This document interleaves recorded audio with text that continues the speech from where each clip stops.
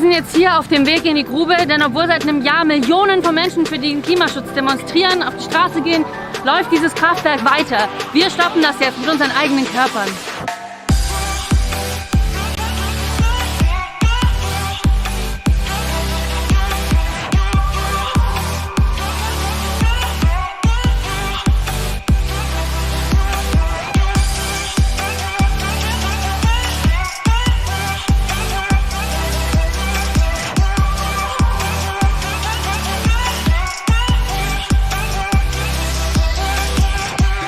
Ich war seit Anfang des Jahres bei den Streiks von Fridays for Future aktiv. Doch irgendwann hat es mir nicht mehr gereicht. Die Regierung hat nicht darauf reagiert. Deswegen habe ich mich entschieden, in die Blockade mit Ende Gelände zu treten. Wir sitzen hier auf den Kohlegleisen direkt vor dem Kraftwerk Jenschwalde. Kein Zug kommt mehr durch.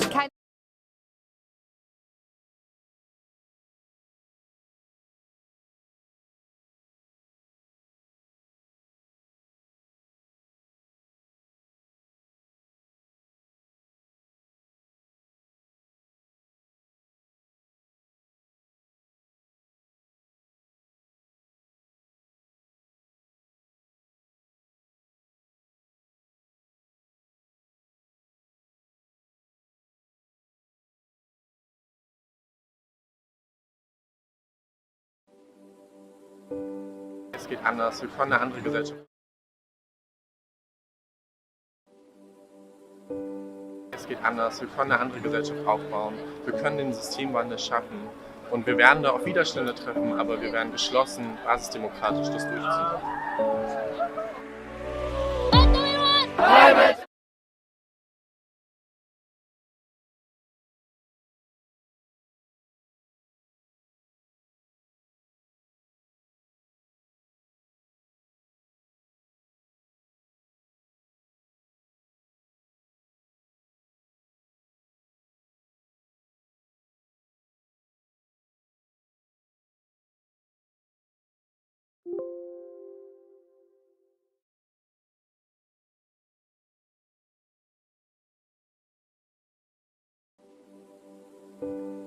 Es geht anders, wir können eine andere Gesellschaft aufbauen.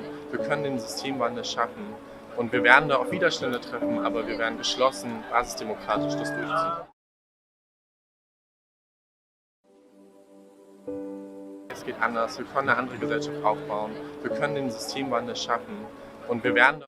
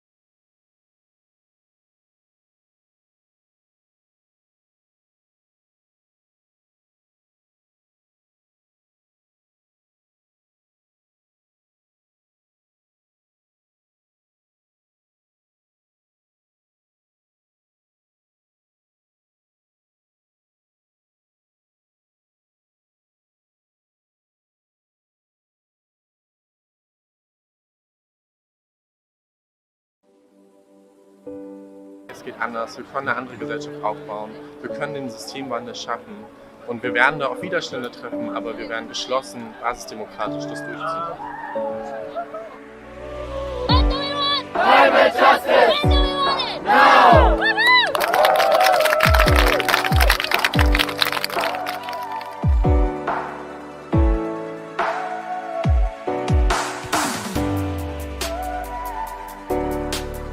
dass Ende Gelände und Fridays for Future zusammengehen, auch das ist klasse. Und das braucht's. Weil nämlich durch alle Gesellschaftsschichten, durch alle Altersklassen, alle an einem Strang ziehen müssen.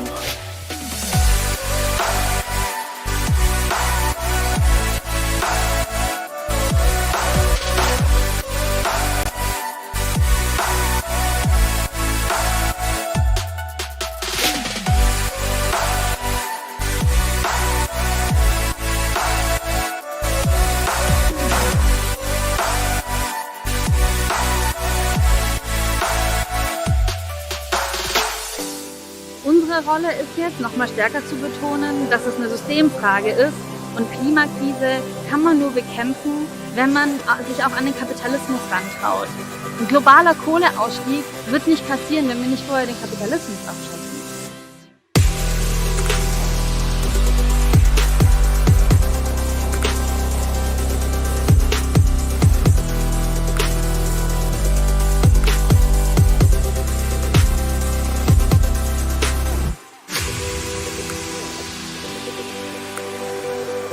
In einer großen Gruppe und mit viel Aufmerksamkeit zu zeigen, wofür wir stehen und den Leuten einfach noch mehr klar zu machen, wir müssen jetzt handeln.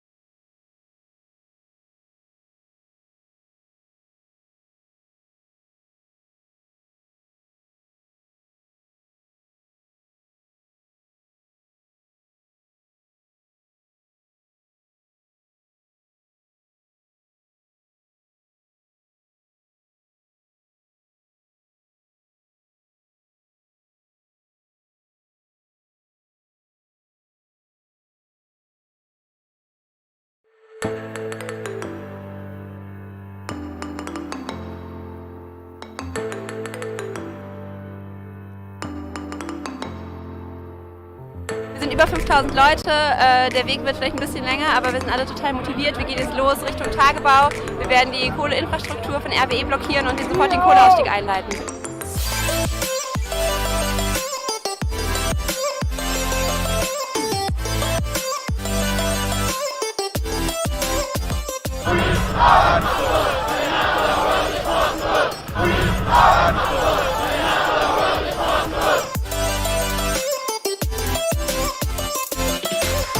Wenn wir uns die Klimakrise anschauen, dann sehen wir, dass sie jetzt akut ist. Deswegen brauchen wir einen sofortigen Kohleausstieg.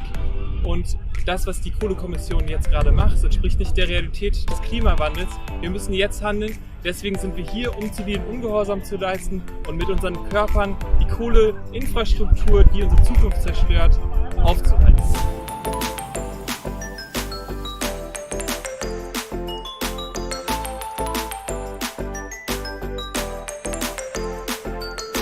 We're not just fighting against fossil fuels and RWE and the fucked up state corporate conglomerate that we've got here in North Rhine-Westphalia. We're also fighting against capitalism.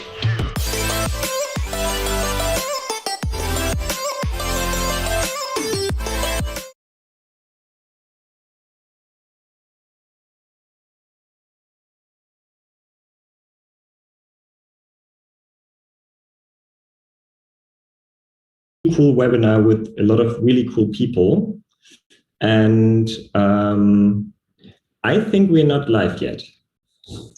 Yes, please start again.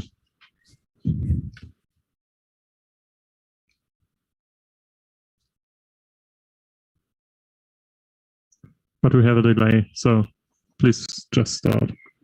Okay. Hey everyone, I'm Johannes, and I'm part of Ende Gelände, and I'm moderating this really cool webinar with really wonderful people from all over the world. They're here. It was really difficult to actually time it because some people, it's at like Texas, for example, at like 10 a.m. I think, and here it's like 19 or like 7 p.m. So yeah, I'm really, oh, it's noon in Texas, I'm sorry.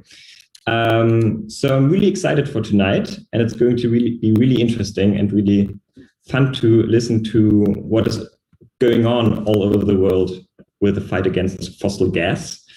And why we're doing this is actually because Ende Gelände is doing this year's action in Brunsbüttel. It's in the north of Germany, where they're going to build an LNG terminal, or they actually at least plan to do it, and we're going to fight and we're going to block it.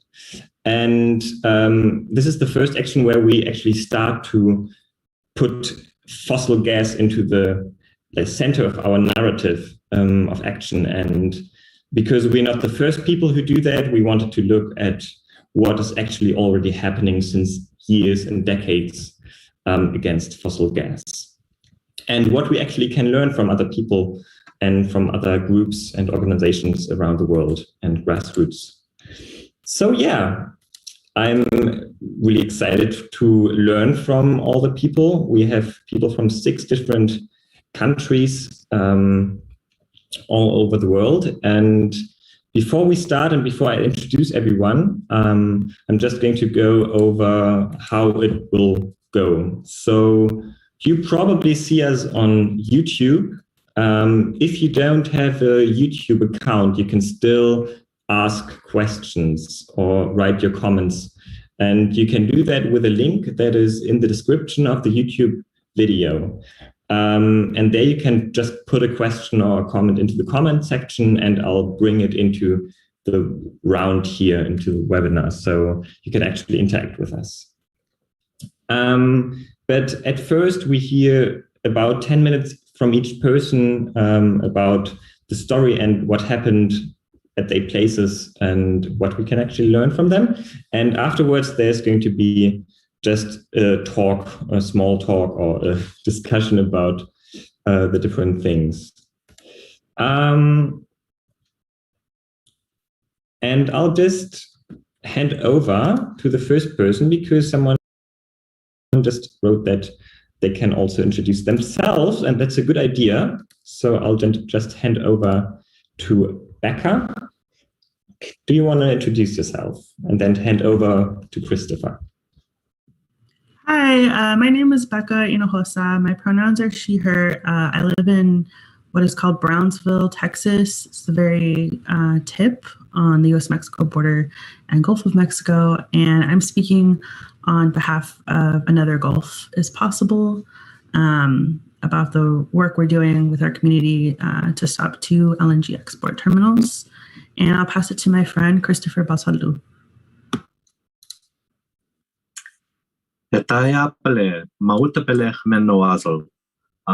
Hello and good day, all my relatives. My name is Christoffer Basaldu. I am Eshtokna. I'm a human being, and I'm a member of the Carrizo Comecrudo tribe of Texas. And in this part of what's called Texas and northeastern Mexico is what we call in our homelands, we call it Somisek in our language. That's what these lands originally were and are prior to colonization. And my pronouns are any pronoun that are used with respect.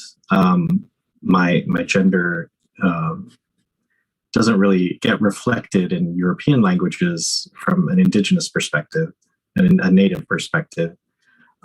You can also think of me as a two-spirit person. And yeah, I live in Brownsville, Texas, grew up here, and I'm very happy to be here. And I want to say thank you for the organizers bringing this panel together and everybody participating. It's wonderful to see all of you. Thank you. Thank you, Christoffer. And maybe Elif, you want to continue? And afterwards, Ilham? Sure, I can go on. Hi, everyone. My name is Elif. I am living in Turkey, Istanbul, and my pronouns are she, her. I'm here on the behalf of Poland Ecology. It's an ecology collective from Turkey, and I am going to try to tell you about our campaign. It's a collective campaign called Don't Speak from Turkey, Cyprus, and Greece.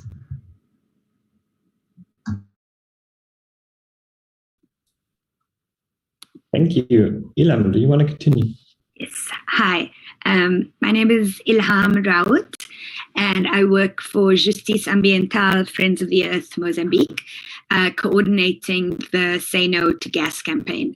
And our focus right now is getting the liquid natural gas industry out of Cabo Delgado in the north of Mozambique.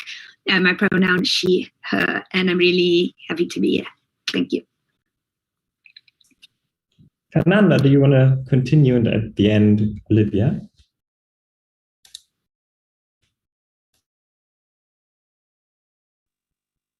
Hola. Sí. Hola, Hello. ¿qué tal? Mi nombre es Fernanda. Pertenezco al movimiento Extinction Rebellion. Actualmente estoy viviendo en Mendoza, Argentina. My name is Fernanda Herrera. I'm from Extinction Rebellion Mendoza, and yes. A su vez estamos trabajando con otros movimientos del norte global y con varios movimientos de América Latina. So we work together with different movements from the global north and also with groups of Latin America. Por ahora el nombre es Alianza Mundial contra el Fracking. And currently the name is Global Alliance Against Fracking. Y muchas gracias por este espacio. And thanks a lot for this space. Hi, my name is Olivia. I'm in Sweden. And it's really good to see all our fellow gas fighters here. And it's good to see how Endekalend are bringing us all together. It's nice to also see some familiar faces. Thank you so much. I'm here representing Fossilgasfällan, which was a campaign group, a grassroots campaign group between 2017 and 2020, I think, and where we were able to successfully stop a large part of the fossil gas terminal in Gothenburg, Sweden, which I'll be telling you more about later. It's really good to be here. Thank you all for being here. And I don't want to talk too much, so I'll just give Christoffer and Becca the space.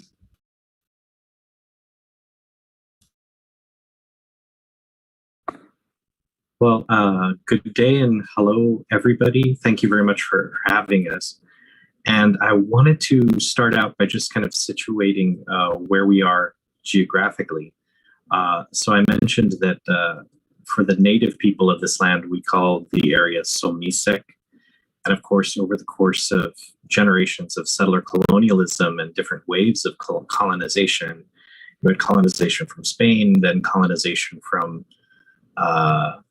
Texas, and then colonization from the United States. And we still have ongoing oppression in this area. And of course, all of it is driven by capitalist exploitation of the land and the resources. So what's known as in the United States and in Texas is called the Rio Grande Valley, is a set of 4 counties along the river that is claimed as being the Eurocentric boundary between the United States of America and Los Estados Unidos Mexicanos, the United Mexican States. Both of these nation states do have long histories of harming Native and Indigenous people, and that history hasn't ended. That history continues to this day. And of course, as the United States of America has continued its genocidal quest to take resources from Indigenous people all over the world, they have continued to militarize this border, militarize along the river, take land away from people to build horrible walls that are very destructive and racist. And this is what's happening now, and it's following many, many generations of exploitation of the land. Over the past 100 years, the United States has very much tried to make this area of the land an agricultural colony of the United States, where labor and produce production has been, extracted from these areas while actively impoverishing the people who live here. And this is the pattern, this is the ongoing pattern, which also led to the port of Brownsville sort of seeking bids and requesting for liquefied natural gas plants, fossil gas plants, to come here and become export terminals. And as Becca had previously noted, originally the Port of Brownsville had sort of solicited 5 fossil gas export terminal projects, which got reduced to 3. And of course, the history of fossil gas production in Texas, blew up around fracking, hydraulic fracturing. Hydraulic fracturing, as everybody knows, is extremely dangerous. It poisons the water. It uses clean water, puts carcinogenic chemicals into that water that gets injected to break open rock so that more oil and gas can be extracted. And the production of wastewater is incredible. So there are vast tracts of American land, which are originally native land, that are being converted into just dead zones because of the production of fossil gas. These companies in the United States are private companies that want to build pipelines and then build export terminals and then send the gas to the global market. None of that gas would go to internal domestic production. It would all be sent out. And the only people that would benefit from that are very rich people, mostly rich white people in the United States. So you see this ongoing cycle of exploitation and theft of native land and resources, destruction of sacred sites, destruction of environment, threatening of species, in order to just make a few people very rich. So local community people here in the area, in Cameron County, Brownsville, Texas, in the area, in order to, stop this destruction, to preserve some of our wildlife refuges areas, the coastline, which is very beautiful. To preserve it from industry, people started coming together to fight these proposed gas export terminals. So Becca, what year was all of that sort of starting up? 2015? People have been speaking out for over 6 years against the terminal projects. Right. And so Becca is one of the sort of original people that really started organizing to fight, and she'll tell you more about that when she introduces herself too. And the great thing about the work that Becca was spearheading was she was also working with the tribal leadership. So our tribal chairman, Juan Mancias, was very active against fighting these gas terminal proposals as well. And it was the community coming together, community members here fighting in the valley, and also the tribe, fighting together and working together has been a good partnership to work against these really horrible, destructive projects. So very recently, one of the three projects, Anova LNG, did cancel, even though it had prior received permits and received even tax breaks from the county officials. That was something else that we fought very, very hard. We're happy that one facility has been stopped, and we have two more facilities that we need to continue working on to stop. One that I'd like to highlight is the Texas LNG project. That Texas LNG project sits in an area that is a sacred site, a known sacred site to our people, the Carrizo-Comecrudo tribe. Not only that there has been some years ago, like decades ago, there was preliminary archaeological research done in that area. And then the area was registered even within the National Register of Historic Places here in the United States. So it's a recognized area, but the land, of course, has been privatized and is privately owned by the port of Brunsbüttel, which would give leases to these companies. So a year ago, one of the things that the tribe did with the help of other partners, but under tribal leadership, we put together a tribunal for human rights on that site that's known as Garcia Pasture, to preserve that sacred site, preserve the archaeological history. We don't want the land disturbed, which of course would dig up archaeological remains, historical remains, and quite potentially human remains, our ancestors. So we don't want them disturbed.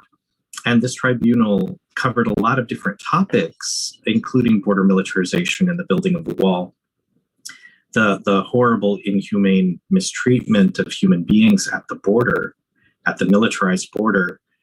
And, that tribunal gathered information, historic documents, archaeological documents, testimony from local people, from tribal members, in order to build a case where we can point to the fact that we have a case on even international grounds to stop the Texas LNG terminal and stop that project from happening, because it would be built over one of our few remaining sacred sites after so many centuries of colonization. And, we have just had to try every opportunity and every form of resistance that we can do safely. One of the things I did want to point out is that in September 1st of 2019, in the state of Texas, they enacted a very restrictive law against what they deemed to be protests against what might be classified as critical infrastructure. And in so doing, if somebody were to make direct action protests, like a lockdown on a pipeline or the construction of a pipeline, they could be liable to be imprisoned in the United States for up to 10 years. So in September of 2019, the tone and the mood of activism has changed in Texas, because we want to make sure that we keep people safe in any action that we do, but it also restricts what actions are, going to legally not draw too much attention from law enforcement. And as you all know, law enforcement in the United States is brutal and fascist and murderous. So we're doing our best not to provoke too much of that, but still fight against these terminals. On top of that, I want to just reiterate that the United States has a very long history of anti-native sentiment, and the production of a United States of America is necessitated upon the genocide of Native people and the destruction of land. And that process is not over. It still continues to this day, and even an LNG terminal, a fossil gas terminal, export terminal, is an example of that. And of course, I want to reiterate that taking of these so-called resources and then exporting them to the global market, especially to Europe for consumption there, is simply a continuing process of 500 years of colonization, where native lands are taken and destroyed for the comfort and energy of Europe. And I wasn't watching the clock. I don't know how much time I have left, but I want to make sure that Becca talks too about our resistance. Then I'll hand over to Becca, I guess. But thank you. Hi, yeah, thank you so much, Christopher. I just want to share that we've been actively protesting two banks involved with the LNG terminals.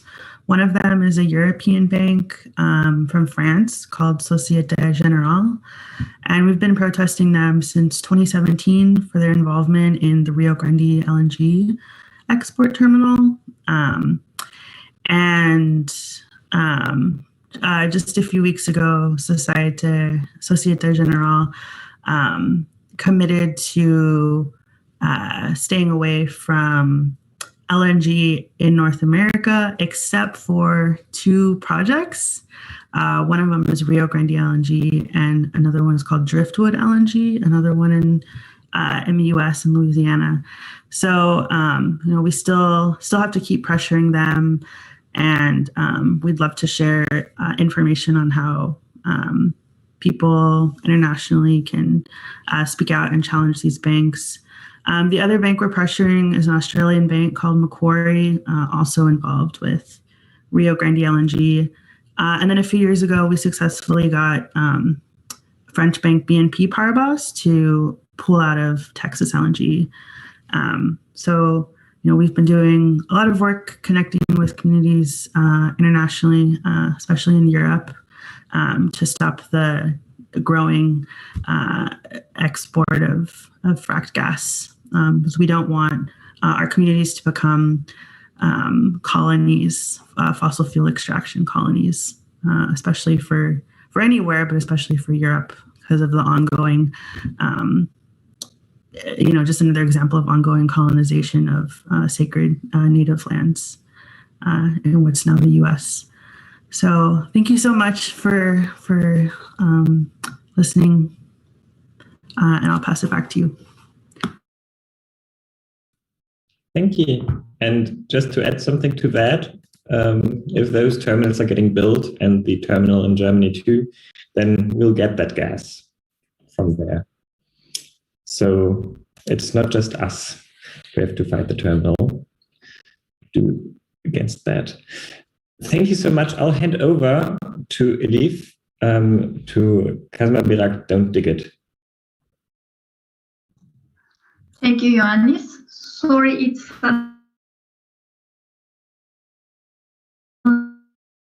got dark here. It's 8 p.m. in Turkey. I'll try to tell you a little bit about Station Inky and the Don't Dig campaign.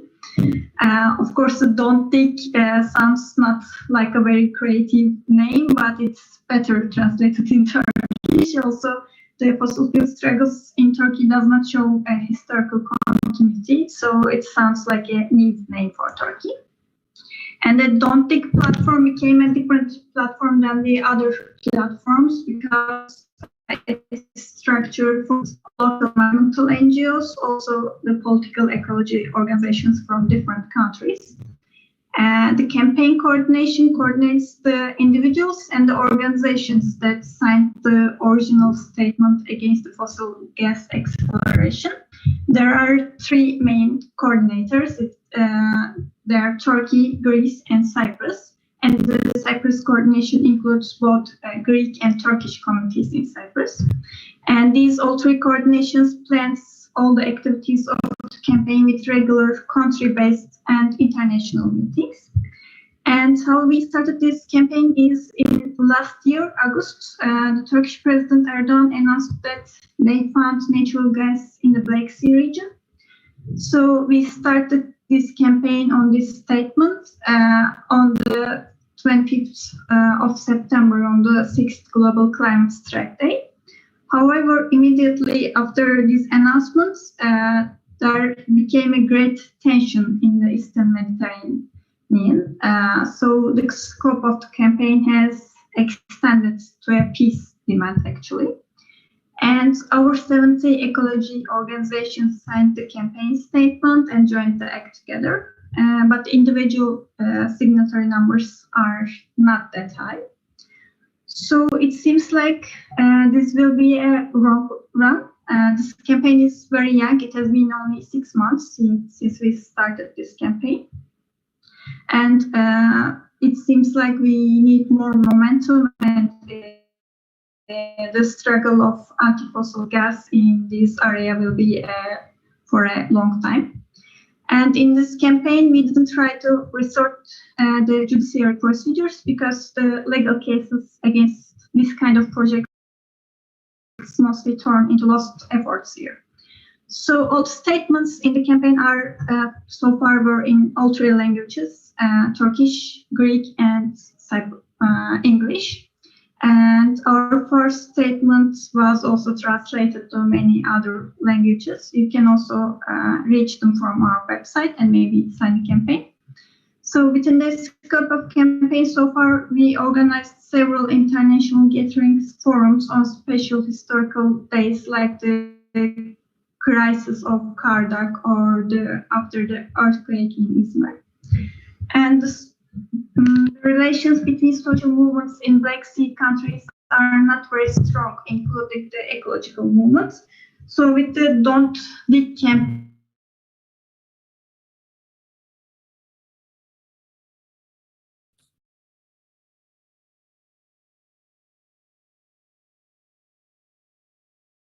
Okay, I feel like Elif is gone.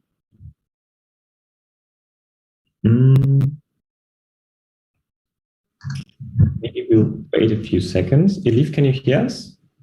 I can hear you. Can you hear me? Yes, now you're back. You were gone for like 30 or 40 seconds.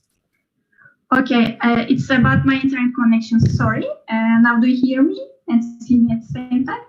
Yes. Okay, and sorry about my fast speaking, I will try to go slower. So I was trying to summarize gas station in Black Sea, trying slower. And the gas found in the Black Sea is 405 billion cubic meters. It's equivalent to Turkey's consumption of 8 to 9 years. So Turkish state is trying to rush this station, and they are saying they will extract and put this gas into use in 2023. Of course, it's not possible target, it's not realistic, it's just a political propaganda. We don't expect this to happen, of course. And also it takes at least 7 to 8 years to build the proper infrastructure for the extraction. So for this gas in the Black Sea region, Turkish Petroleum is the company who will extract it, but there will be some subcontractions. Also in the same area, do you still hear me, by the way? It says my connection is bad. Okay. In the same area in the Black Sea, Turkey is planning to extract the gas. There is a Neptune deep site. It's in the economic exclusive area of Romania. And before, the oil monopoly ExxonMobil has tried to extract gas from there, and they withdraw later because the costs doesn't meet the extraction. So, sorry. Coming from the Mediterranean side, in the Eastern Mediterranean, there is much more fossil gas in the Levant Basin. Although Turkey has not found any gas there. Egypt and Israel have become net energy exporters with the electricity production from the fossil gas they extracted in that area in the last 15-20 years. And Egypt, Israel, Cyprus, Greece, and Italy founded a semi-military, semi-economic cooperation platform called the Mediterranean Gas Forum. And to deliver the gas extracted in the zone of Israel, there is a plan to build the EastMed pipeline to Greece and a following pipeline, Poseidon, from Greece to Italy. And Turkey has several political objections against these projects, of course. Very sorry.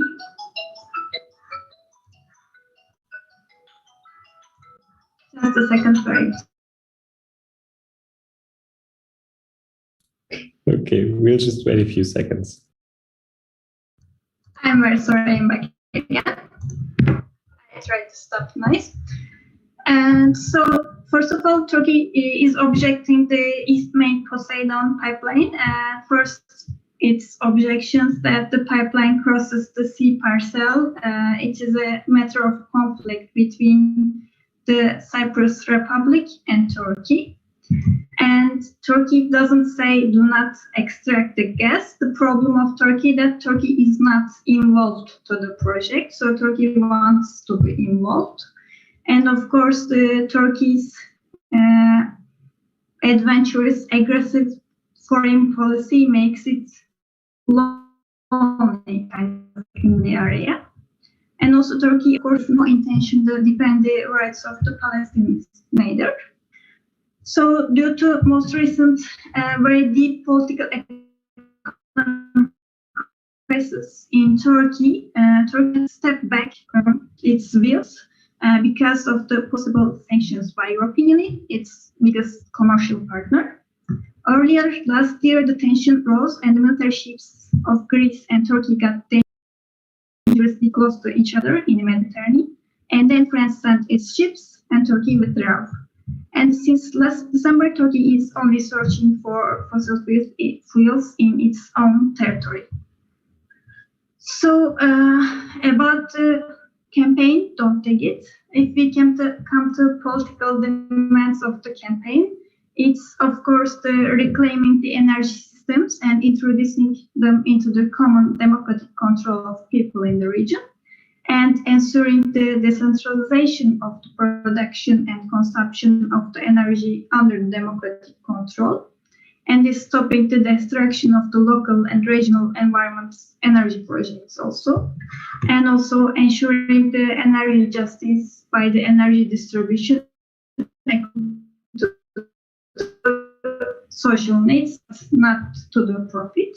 And in terms of countries such, sorry, yes. The last two sentences were a little bit, I didn't understand them.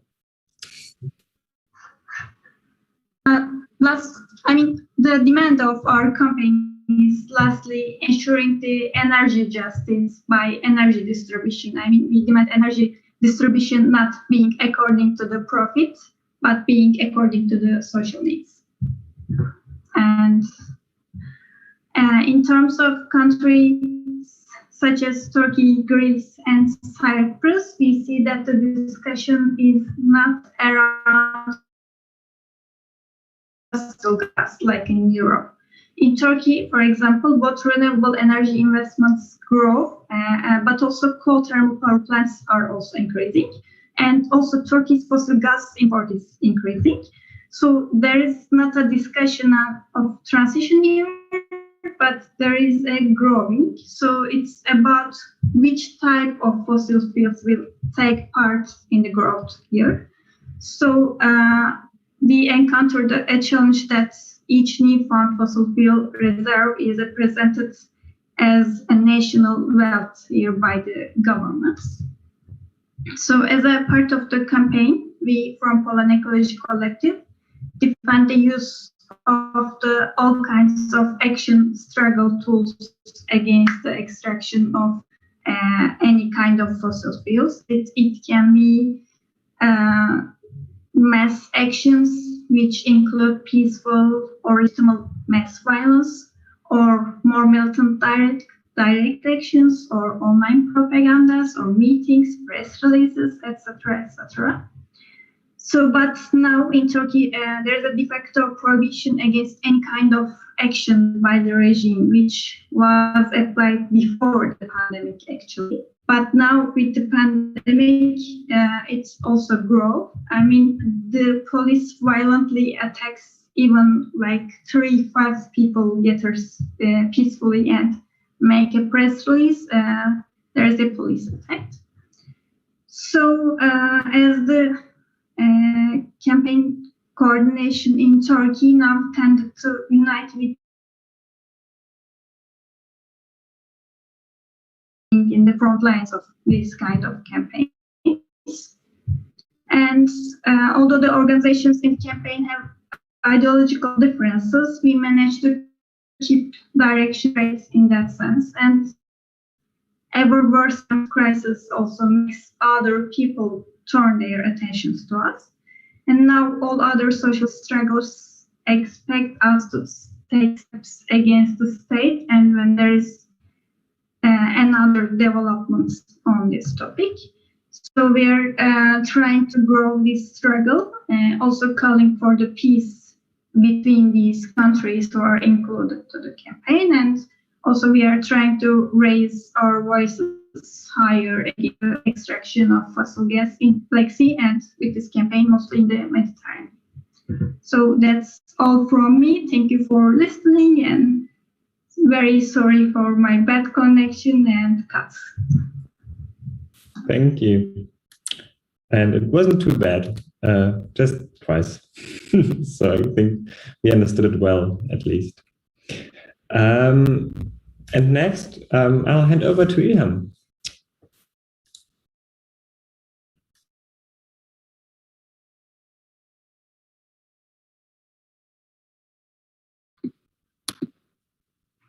Hi, sorry, I was muted. I was talking to myself for a while. Yeah, thanks. Those two speakers have been great. And when Christoffer was talking, especially, it just hit home really hard because it felt like we could substitute Texas for Mozambique, and it would be exactly the same story. So, like I said earlier, I work for Justice Ambiental, Friends of the Earth Mozambique, coordinating the Say No to Gas campaign. And we specifically focus on the LNG industry in northern Mozambique in Cabo Delgado, which has been in the international news a lot lately because of security issues and violence between the military and insurgents. But let me tell you about the gas industry there. So it's now the 3 biggest projects in Africa are going to be exploited in Mozambique off the coast of Cabo Delgado, and they haven't actually started yet. They're still in the construction phase. So these are the big, the giants, of the fossil fuel industry. It's Total, Eni, ExxonMobil that are leading these 3 projects. And but the contractors are massive. Siemens is one of the new contractors. The purchasers are BP, Shell, a whole lot of companies that are purchasers and contractors that are not from SADC. They're not Southern African. None of the purchases are Mozambican except for the Mozambican government, which is only getting 12% of the gas. And as we've seen with history has shown that just like many other countries in the global south, the benefits of these fossil fuels are not going to trickle down to the people like all these international investors and companies say. It's going to go into the pockets of the elite. And this continued idea of, the US and the UK and European financiers is this, this climate colonialism of we need to invest in the global south for development, and the only way that we can develop them is with fossil fuels. When in the rest of the world they're moving towards renewables, but when it comes to the global south, fossil fuels are still perfect for them. So let me tell you about the impacts of this industry. So even though not a drop of oil, not a drop of gas has been extracted yet, just the construction phase has caused massive human rights violations and impacts on communities. So onshore, Total has built the Afungi LNG park. And this park is going to hold the support facilities for all the projects. So what you've got now is nobody else wanting to take responsibility. So any ExxonMobil, even though they're going to be using the facilities onshore, blame Total. And, say we're not responsible. The financiers say we're not responsible because this is all Total who's doing it. When actually we very much push the narrative that if you're a financier of these projects, you are enabling this to happen. Private banks, Societe Generale and BNP Paribas are financiers as well. And then the US Export-Import Bank has provided $5 billion, $4.7 billion, which is their biggest investment ever under the Trump administration. UK Export Finance, the Italian Export Credit Agency, the South African Export Credit Agency, Japan, China. It's really all the giants who have provided this financing. And without purchases, without financiers, without contractors, these projects couldn't go ahead. So when one of the banks, for example, tries to blame Total or Exxon because people on the ground aren't getting jobs, they cannot give that responsibility over. They are as responsible as any of the companies that are exploiting the gas. So the impacts, like I was saying, the park that is being built, in order for this park to be built, 550 families have already been forcefully relocated. So these are fishing and farming communities who have been moved far from the sea and far from their farmlands, so have completely lost their livelihoods. Total did something ridiculous, like moved the fishing communities about 10 kilometers from the ocean and has a bus that goes at 3 p.m. every day from their new homes to the sea. But that's not how fishing works. Like fisherfolk anyone who knows anything about fishing will know that fisherfolk cannot just go at 3 o'clock and tell the fish, okay, be ready, we're coming to take you. It works with the tides and the currents and the moon. So in this way, the fisherfolk they've just completely lost their livelihoods. The farming families have gotten pieces of land that are like a tenth of the size of what they used to have. So a lot of people have opted for financial compensation, but even this compensation is tiny and they don't even get it as often as they should. And we work really closely with communities on the ground. So we have staff in communities who give us regular updates about what's happening. And with this information, we take that to an international level. And so some of the things we hear about are there's been crazy violence in Cabo Delgado since 2017, which is actually when the company started being present, where insurgents started attacking communities. And government and the media since the beginning called them Islamic terrorists and ISIS and Al-Shabaab when there was no link at all, but it just made it convenient because it didn't link the companies to the violence at all, when it's been quite clear that so we always refer to them as insurgents, and they are faceless. We don't actually know who they are. And we do feel that the gas industry and the violence is quite linked. So one of the things that community members that have told us is when because of the companies being so afraid that they're going to be attacked by insurgents, the government has brought in the Mozambican military, and Total and ExxonMobil paid the government even more to bring extra troops in for them. And when a journalist wrote about this last year, he showed this, he basically exposed how Total and Exxon had paid extra for this, and yet that money actually went into the pocket of the Minister of Defense. Later that month, the journalist who wrote it was charged with exposing state secrets, and the office was bombed. So the idea has always been from government that these are Islamic terrorists coming from Tanzania, when actually the people are so angry because they've been moved from their homes, they've lost their livelihoods, they are seeing their land being taken, and just all these riches going to the political and economic local and international elite. And any anti-government sentiment is very popular. So it's not difficult for extremist narratives, to infiltrate communities and to infiltrate local people.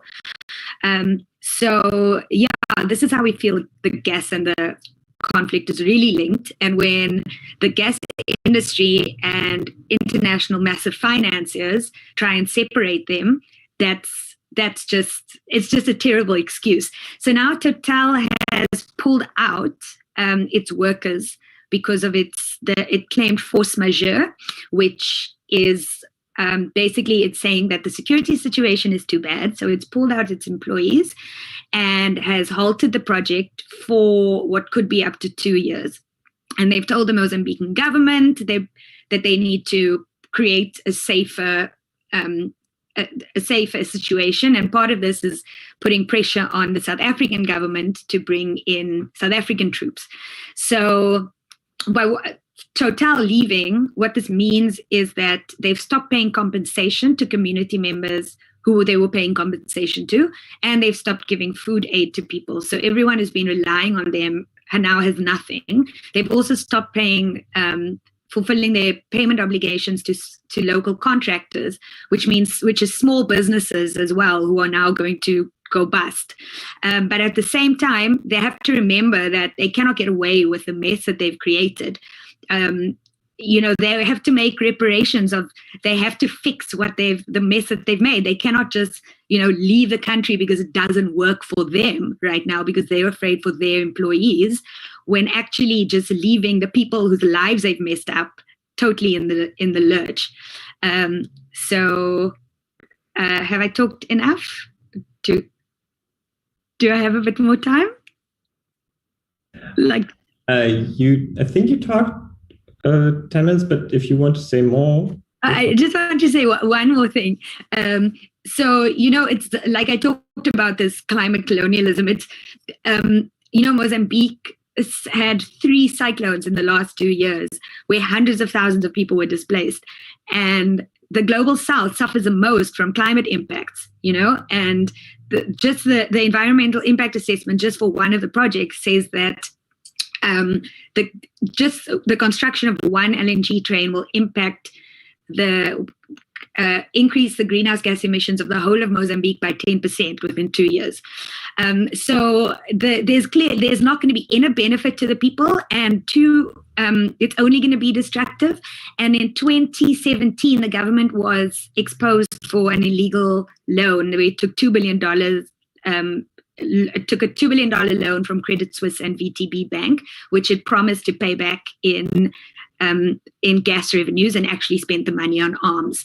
So, this record of corruption, like this being a notoriously corrupt country, governments know this and companies know this. And by them continuing to invest in this industry, they're saying it's okay. They're rewarding this corruption and enabling this corruption, because it's business as usual.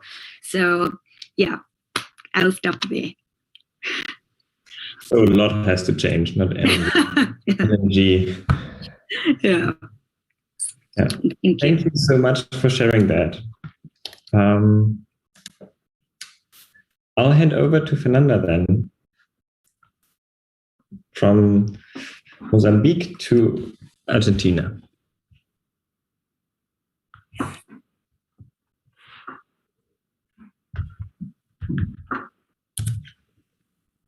Bueno, hola, los he estado escuchando a todos. No sé si Doc me está escuchando. Hello, everybody. So it was nice listening to all of you. And she asks if the translation hears her well.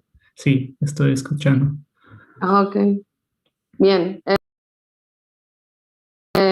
Bueno, nada, yo quería comentarles que Mendoza es parte de, digamos, el segundo yacimiento de gas en el mundo y el cuarto yacimiento de petróleo en el mundo. So I want to tell you that Mendoza is like in the region of Mendoza, there's the second largest gas in the world and also the fourth largest oil territory in the world. Bien, este yacimiento se llama Vaca Muerta, donde en el sur de Mendoza vendría a ser como, para que entiendan, la cabeza de la vaca. So this territory is called the dead cow, and so for you to understand, like the south of Mendoza would be like the head of the cow. Pero tiene una superficie de 30.000 kilómetros cuadrados, o sea que abarca 4 provincias y sobre todo la Patagonia Argentina. So it has a surface of 30,000 square kilometers, and it stretches over 4 different parts of Argentina, different states.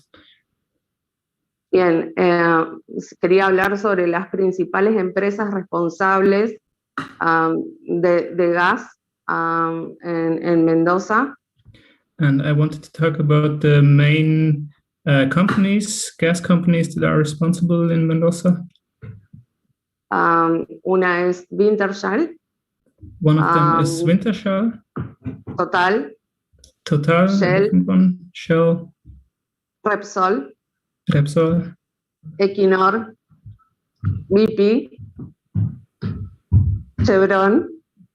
Y puedo seguir con la lista. Yeah, like all of those companies, and she could go on for a long time. It's a long list. El gobierno de Argentina actualmente exime de impuestos y regalías a estas empresas. So at the moment, the Argentinian government gives tax money to all of these companies para que puedan realizar fracking en este yacimiento que se llama Vaca Muerta. So that these companies can do fracking in this territory called the Dead Cow. Sin embargo, nadie toca estas multinacionales, avalada incluso por los gobiernos donde estas empresas se encuentran. ¿Se entendió? ¿Puedes repetir, Fernanda? Sin embargo, digamos, como que nadie se mete con estas multinacionales, ¿sí? Okay, so nobody wants to fight with these multinational companies. E incluso están avaladas por los gobiernos del norte global. Yeah, Tuk, can you? Yeah, and they do you hear me? Yeah, and they got support from government from the global north. Bien. Bueno, hablando un poco de la lucha que tenemos acá en Argentina y en Mendoza, ya estamos viendo las consecuencias del fracking. So I will talk a little bit about the struggles we have here in Mendoza, about the fight we have here, and the consequences of fracking. Ya que este GNL que se extrae desde Vaca Muerta Like this liquid gas that they will extract from la vaca muerta, from the dead cow? Que se consume legalmente en Europa. It will be consumed legally in Europe mainly. Bien. Tiene el costo de vidas humanas. And like it is paid with the price of human lives. La media anual de chicos con leucemia como consecuencia de la actividad del fracking es muy alta. Like the yearly number of people who are who have respiratory illness because of this liquefied gas is very high. Bien. Una vez más, como decimos acá, estamos frente a un nuevo colonialismo. So once again, we are like in front of a new colonialism. De empresas y de gobiernos del norte global. Like from companies and governments from the global north. Que habilitan estas actividades extractivistas. They like the governments or companies that do those extractivism. Para luego consumir sus productos. So that people in the global north can consume those products. Y ahora quiero hablar de que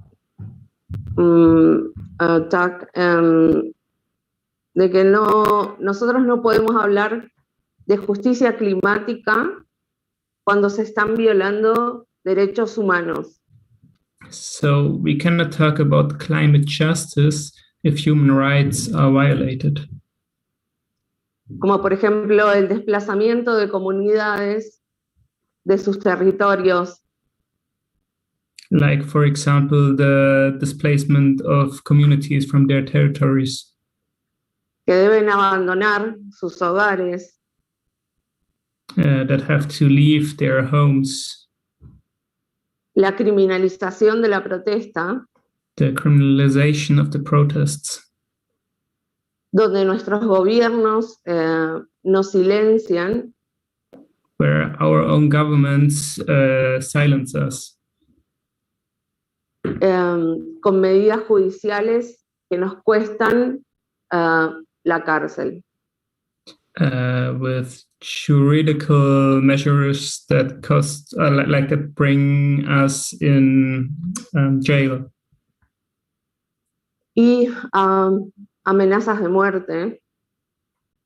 And also, I'm lacking the word, the threats of like to be killed. Sorry. Actualmente yo estoy con una imputación judicial.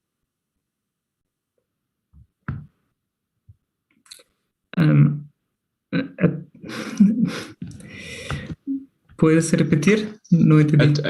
At the moment, they press charges against me. Yes. Y tengo que esperar a que mi causa judicial, digamos, termine, porque tengo 2 años y medio de cárcel. So I have to await the judgment, and like if I'm judged, I will go to jail for 2.5 years.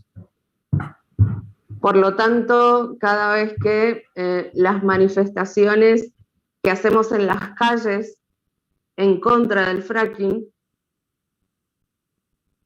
and meanwhile, like the manifestations we have in the streets against the fracking, yo tengo que esconderme para que la policía no me encuentre.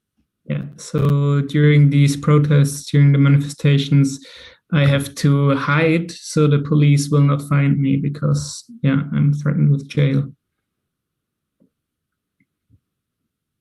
Bien. Hoy nuestras esperanzas están puestas en la movilización de poblaciones del norte global.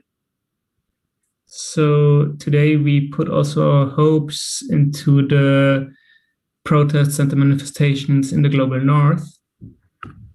Para poder derribar estas multinacionales. So that we can tear down those multinationals. Que están destruyendo el sur global y nos están convirtiendo en zonas de sacrificio. Those companies are distracting the global south. The second part, did you understand it? Mm-hmm. And they convert us in areas of sacrifice. So they sacrifice the areas in the global south. Es urgente que comencemos a entretejer lazos conectando los puntos de extracción. So it's really crucial that we connect us and that we connect the points of extractions and the movements in different parts of the world.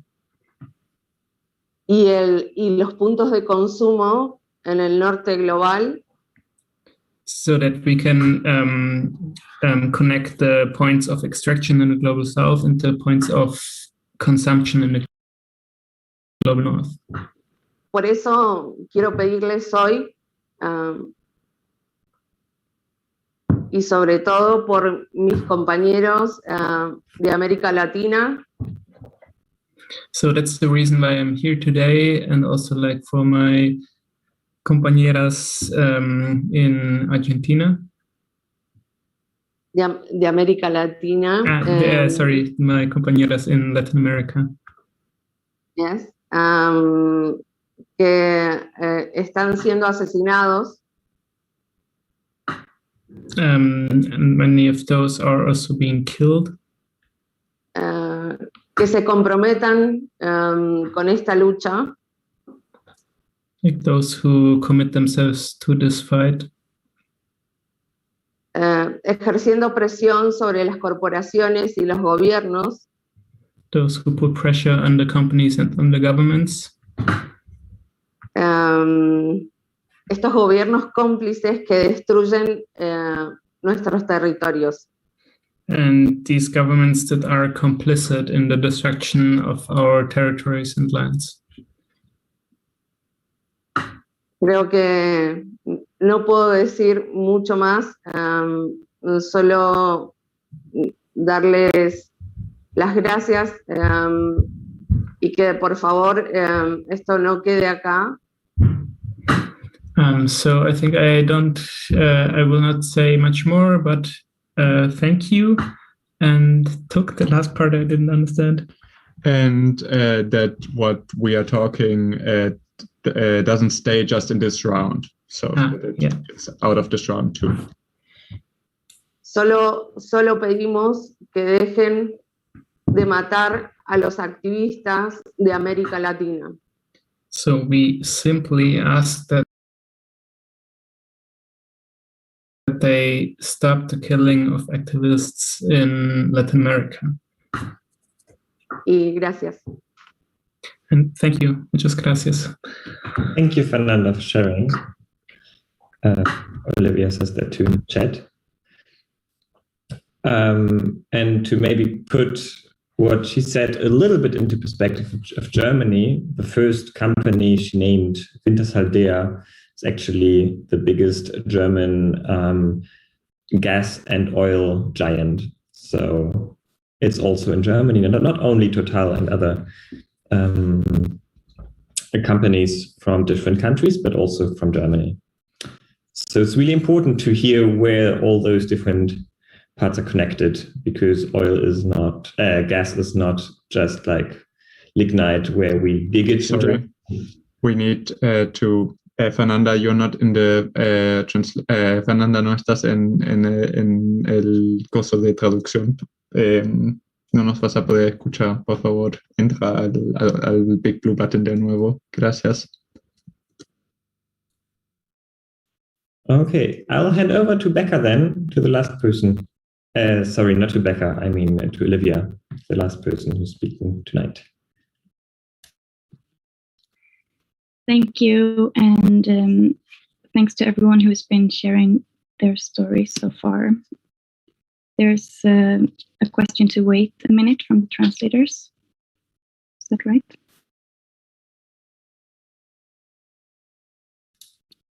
So for everyone on YouTube, we're trying to also translate everything from English to Spanish, so that Fernanda can listen to everything we say, and we're not the only one who can listen to her. But now she listens to us again, so Olivia. Thank you. So my name is Olivia, my pronouns are she, her. I am based in Sweden, and I'm here to share with you the story of a campaign named Fossilgasfällan. It means the fossil gas trap, and I'm going to tell you a bit more in a moment. To begin with, the campaign doesn't exist anymore because we had a major win and we started focusing on other issues. But I'm going to tell you the story of our campaign and our big win for the climate movement against fossil gas. So Gothenburg is on the west coast of Sweden, and it's one of the larger ports in Sweden and Scandinavia. And we realized in 2016 that there were permits being given to an import terminal in our city to import more fossil gas. It was called an LNG terminal, and so it had gone under a lot of the radar of a lot of the movement. But what we were facing was a new terminal to import gas, which was to be transported to the industries on the west coast, and also a terminal for big ships to fuel up on LNG, as LNG is also a false solution in terms of shipping fuel, where transports across the oceans, where they want to transition from really shitty oil to gas, and they're framing this as a green solution, which is truly a false solution. And this is also why we named our campaign Fossilgasfällan, the fossil gas trap, because this is a huge misstep where a lot of politicians actually think they are doing something that is good for the environment, but in reality they are just trapping us in even more long-term fossil fuel infrastructure. We also knew that 90 to 95% of the capacity for LNG in this terminal, we calculated, would be for the imported LNG to also go to the industry and not only for fueling up ships. So we decided to put a lot of our efforts on stopping the part of the terminal that was connecting the terminal to the actual pipeline infrastructure in Sweden to enable the LNG to go not only to ships who were fueling up in the port, but also to go into Sweden to fuel up our industries and also homes. And that is something that we focused a lot on. We also realized really early on that this would be more fossil gas imports to Sweden would not only be a huge misstep climate-wise, it would also have huge impact in other places across the world, as we are hearing now. We got organized against this terminal to make sure that Sweden doesn't contribute to this kind of extraction that is happening around the world. So what we did was we got organized. We were a group over the years that varied between 8 to 20 people, and we were all volunteers. Most of the time we were using close to zero budget. We had 3 main goals. One of them was to change the narrative about gas nationally. We wanted people to speak about it as a dirty fossil fuel, and we didn't want it to be viewed as a solution to climate change. 2, we wanted to take away the permit for this gas terminal, so we wanted to stop the local project. And 3, we wanted to strengthen the movement, the climate movement, while we were at it. And we used a lot of different tactics over the years as well. we tried to decide on ones that we found fun, but also where we had the capacity and the resources ourselves and the knowledge to do. So we did media campaigns, we did political lobbying, street theater, we interrupted lectures by politicians, we organized skill shares and 2 local climate camps, and also 1 mass civil disobedience action by the port in 2019, I believe, in September. And I'm sure many of you have seen it already, but I'm gonna try and share a minute video from this action. I see that I can share my screen, so I'm just gonna try, and then you'll have to tell me if it's not working.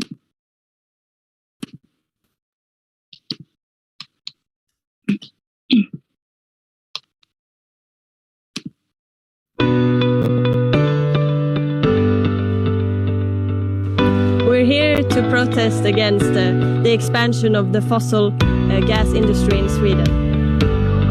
Klimatkrisen är här och vi som är här tänker inte blunda för det, utan vi tänker ställa oss upp och gå från ord till handling. We're not having it. We're not accepting the order of things. All fossil gas, all fossil fuel, we have to stop using them if we want to stop climate catastrophe. Terminals like the one planned for here in Gothenburg affect people all over the world. And so if these projects are built in Sweden and similar ones are planned all over Europe, people in resource-rich, poorer countries would suffer extraction in order for Europe to buy and consume more fossil fuels that they would import into terminals like the one planned here for Sweden.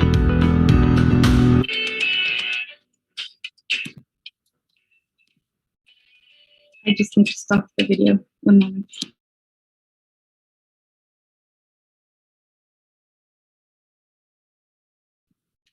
There, I hope you could see and hear it properly.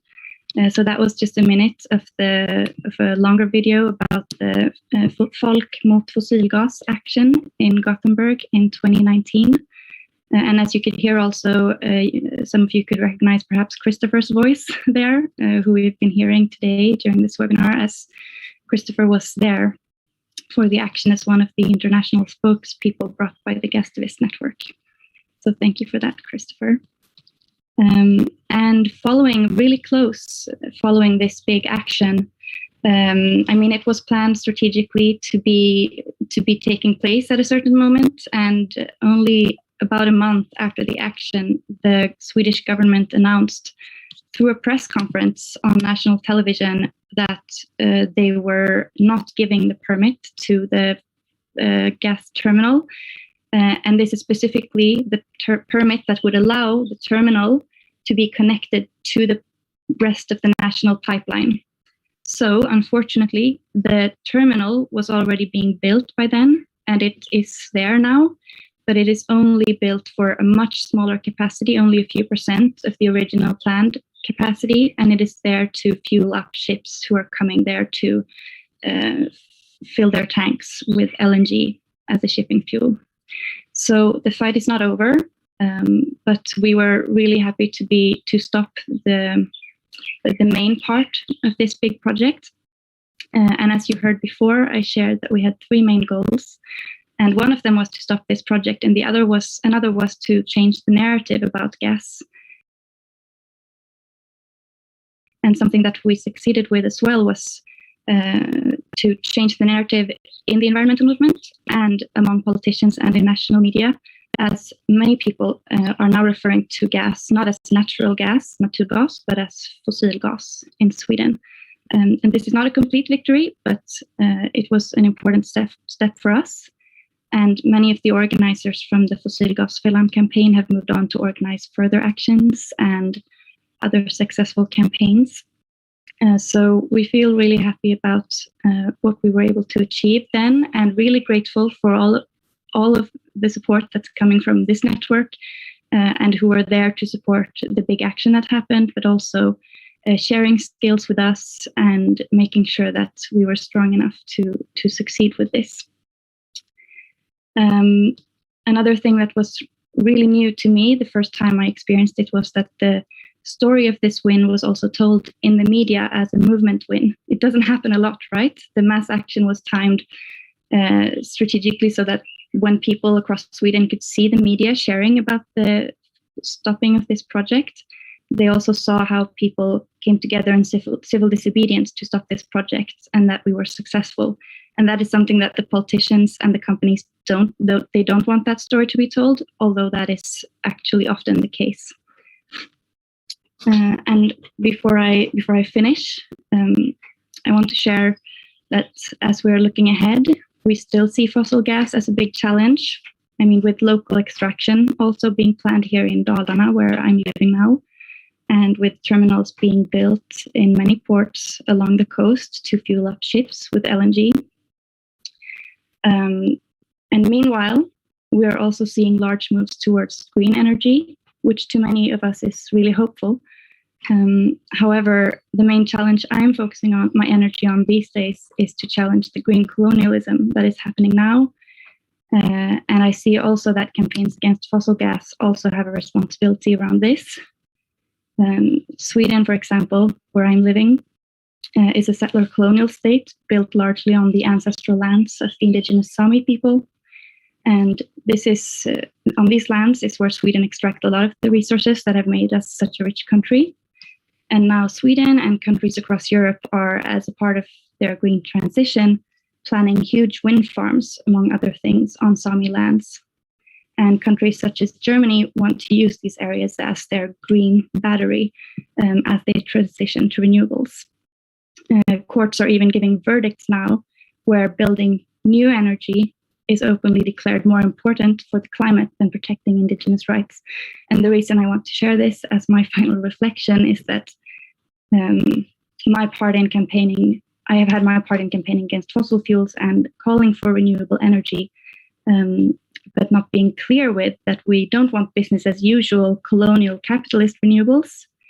And we need to do this better as a movement, since there's the risk of us reinforcing the colonialist structures and having the solutions hit communities hard.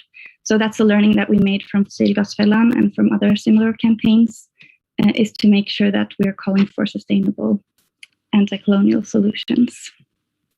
Thank you for your time. Thank you, Olivia.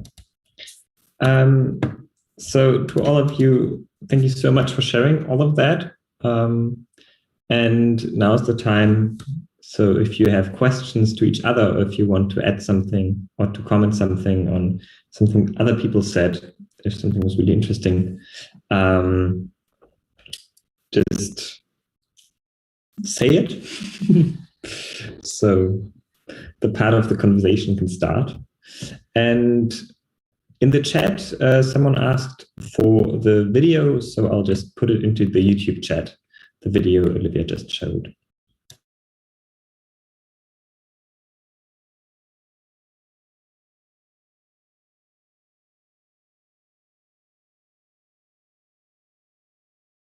Maybe can I ask a question for Christoffer? So as I said before, Christoffer was there for the Folk mot Fossilgas camp in 2019, and we haven't followed up that much since, but I would love to hear what you brought back from that camp, and if there was anything that you got from that experience that has helped the struggle that you are part of. Thank you. Tack så mycket, Olivia. I brought back a lot of happy memories from Gothenburg, and it's I really enjoyed meeting more people on the other side, you know, because we saw ourselves as we're at a point of an export terminal, whereas you were carrying on the fight at the port of an import terminal. And what I took away definitely was just a very strong appreciation, knowing that there's kinship between people like us fighting for the exports to stop and the fracking to stop, and people like you fighting for the importing to stop, knowing that you know, this cycle is a cycle of oppression that you and I are both trying to fight on both sides of that cycle. And the other thing I brought back was just understanding that we're not alone, even if we may be separated by thousands and thousands of miles. I really enjoyed that. The other thing that I brought back with me is a memory that was so sort of chilling is that even though there were many police officers in Gothenburg who were near us and watching everybody in the action, because there were so many people there were hundreds of people, I appreciated the fact that there wasn't a fear of the police in that action. Whereas in the United States, sometimes with actions that are large like that, or that many people, we sometimes march with a little bit of fear, watching that police may become violent. And,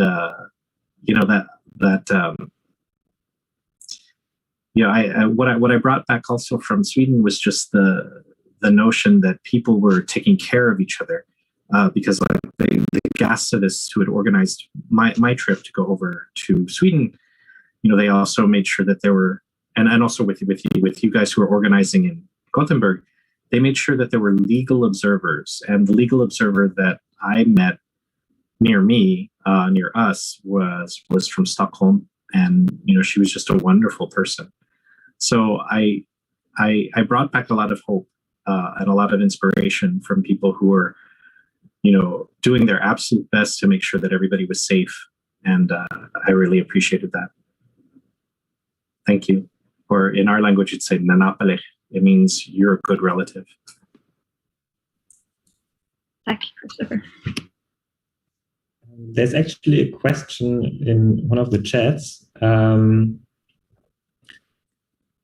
it is, how can the German climate justice movement support your struggles the best? And I guess it's going to anyone who wants to answer.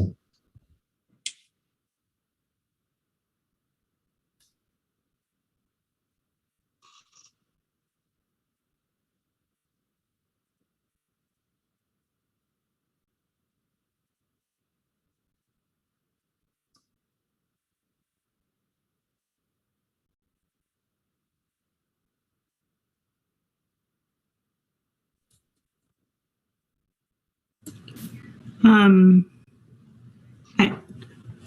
Hey, Becca. This is Becca. I can share. I mean, definitely speak out and mobilize against the planned import terminals in Germany. And also, I think a number of us shared, companies, banks, financial institutions that are bankrolling and supporting these projects. There's online petitions you can sign, letters you can sign. Sometimes there are protests at offices, branch offices, that people internationally can participate. There's even opportunities where sometimes people who are current customers of a bank will pull out their money and move it to another bank in protest of what these banks are supporting, which are fracked gas and LNG imports and exports.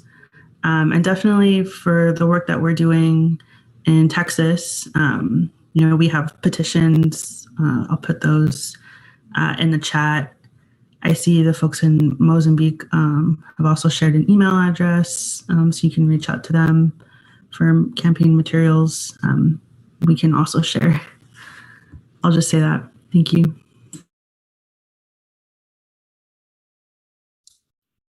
Thank you. Does anyone else want to share or to answer the question?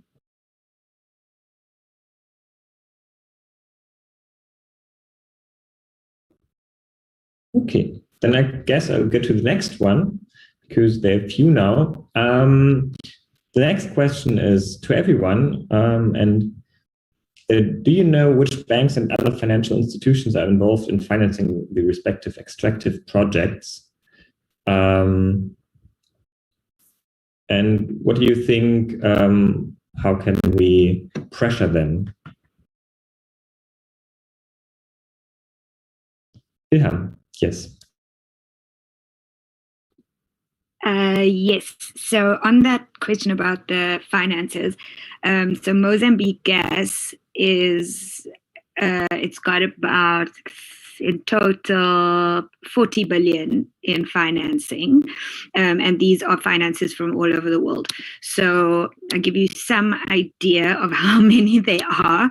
They go from all the export credit agencies of China, France, Italy, South Korea, Japan, Netherlands, South Africa, UK, Australia, Canada, US, and then those are just the state financiers, right? And then they're also partly state-owned financiers. And then the big private banks are the big ones are France. So it's BNP Paribas, Crédit Agricole, Natixis, Société Générale. Then from Italy is UBI Banca and Unicredit. From the Netherlands is ABN AMRO.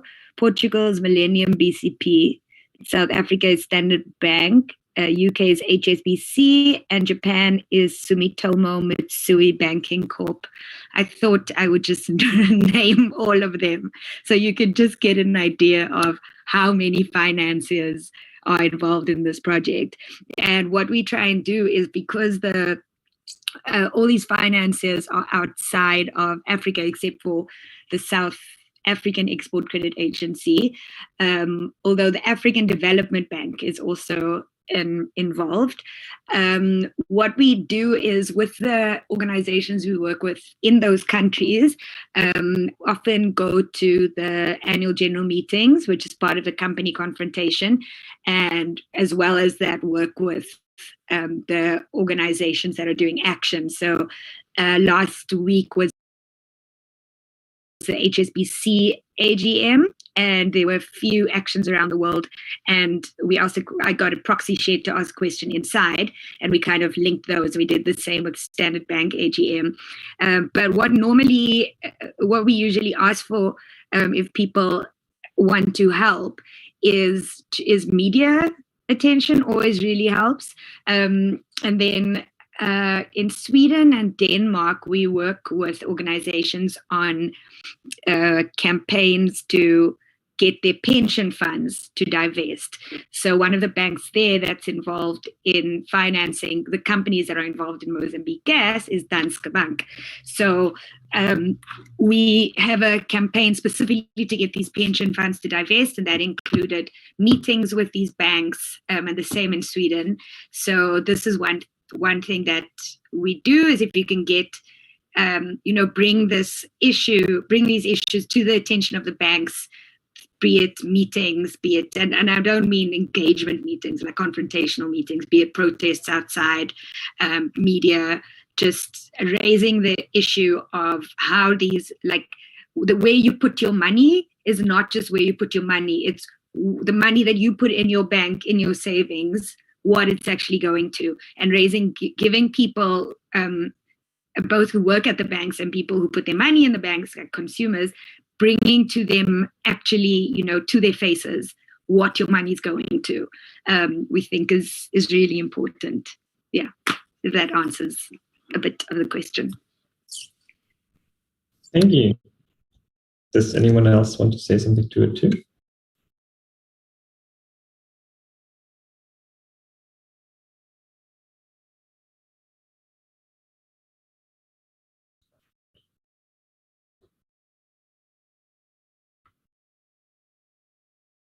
Okay.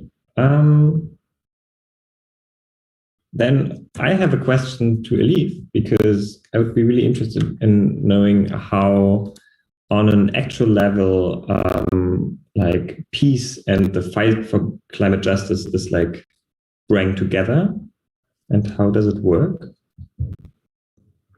Sure, I will try to tell you. So the start of our campaign was about stopping the extraction of fossil gas in the Mediterranean. But the fossil gas in the Mediterranean almost caused a war, brought countries around to the step to war. So at that point in the campaign, we had some discussions on how to extend the campaign.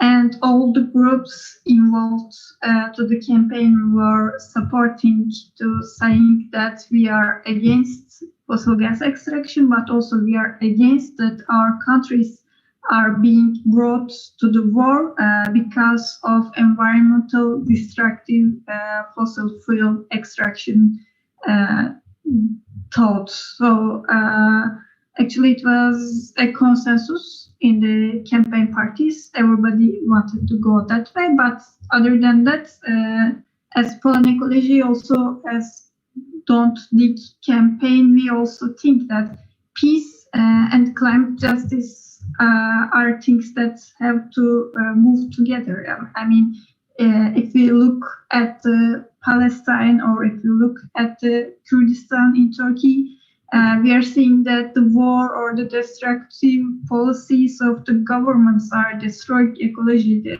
That's making the climate crisis way much bigger.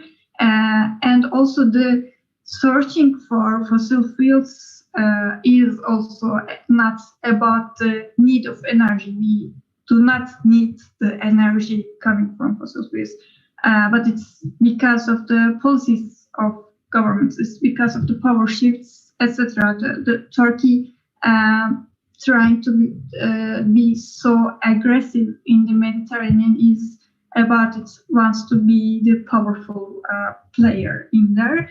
So all the parties in the campaign were agreed that we cannot demand climate justice, or we cannot stop climate crisis without peace demand, without a peaceful environment. And there were not even objections about this policy. So we went through that, and we all together said that we don't want our countries to be in the war because of fossil gas. We want peace. Thank you.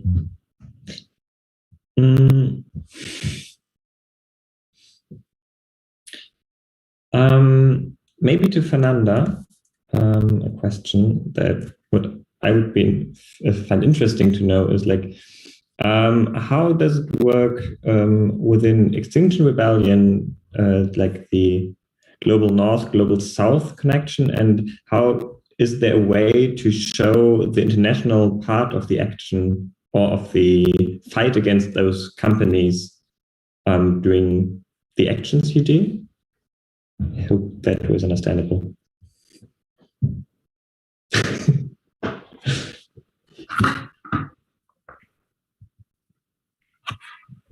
Por lo que entendí, actualmente incluso estamos participando de el G7, que es el grupo de los 7. Tenemos una acción que va a ser muy pequeña. So we will have an action at the G7 summit that will be quite small. At the action, not the summit. El día viernes, este viernes. Like this Friday. Debido a que no podemos salir a las calles por todo este tema de la pandemia. So we cannot go to the streets to demonstrate because of the pandemia. El tema es justamente que nuestra voz no está siendo como muy escuchada. So the case is that our voice right now is not really heard very well. En los países del norte global. In the countries of the global north. Dentro del mismo movimiento. Inside the same movement, like Extinction Rebellion. Por eso estoy acá también. This is also a reason why I am here today. Porque necesito que esto sea visibilizado y escuchado. Because we need that this will be visible and heard. No solo por Extinction Rebellion. Not only for Extinction Rebellion. Sino por cualquiera que quiera participar y unirse en esta acción mundial contra el fracking. But for everyone who wants to join the action against fracking.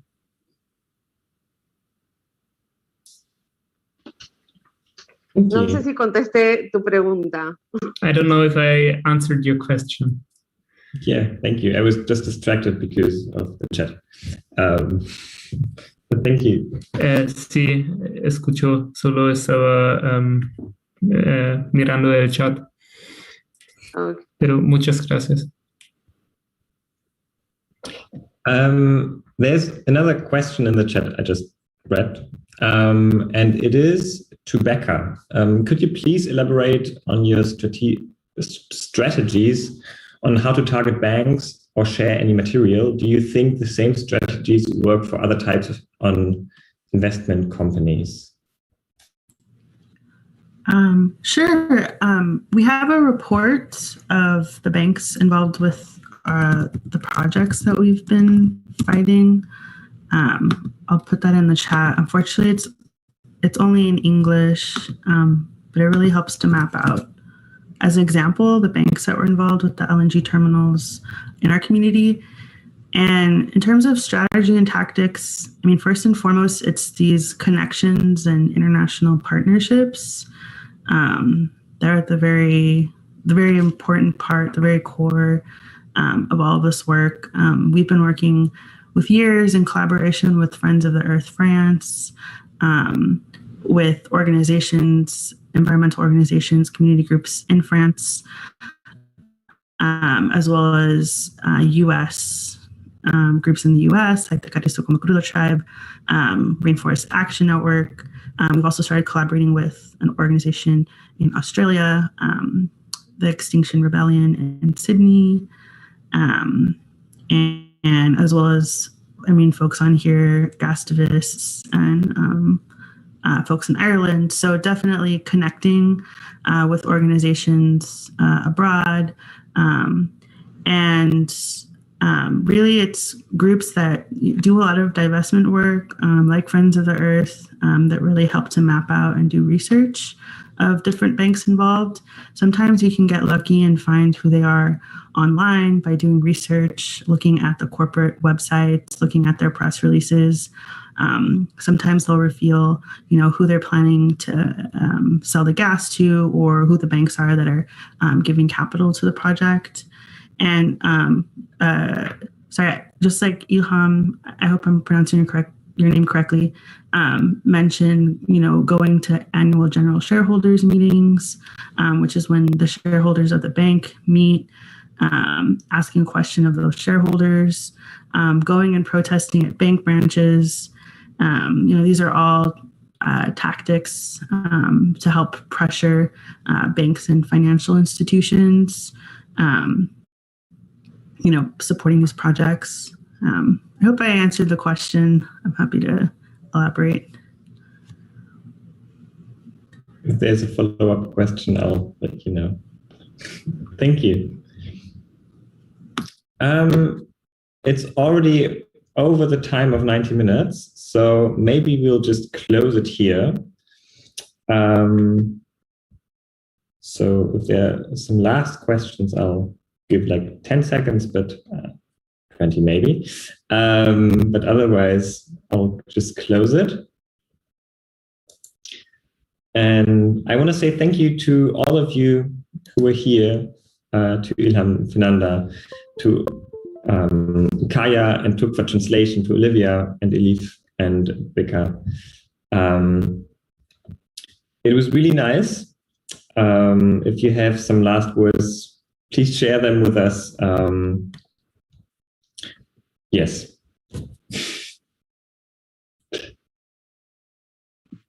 Take care, everyone. This is Christoffer, and I want to say Ayama Payasel. In our language, that means give life. And I think all of us are trying to protect life and give life for all our relatives. Thank you very much. Oh, because we're on the border, I'll just say hasta luego. Thank you for the program. It was nice to listen to you all. Yeah, thank you.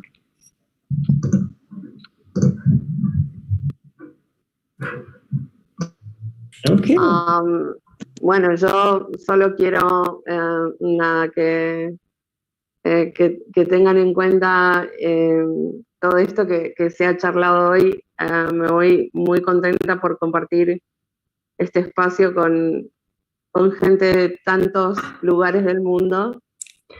So it was really a pleasure to be in this space with people from all over the world, and I just ask you to keep in mind all of what you heard today. y sigamos defendiendo a los protectores de la tierra. And we will continue to defend the protectors of the land. Con amor y furia. With love and rage. Thank you so much. Have a good evening, day, morning, whatever, to everyone who's watching this on YouTube. I'll shut you down now, so we have a small private round. Bye-bye.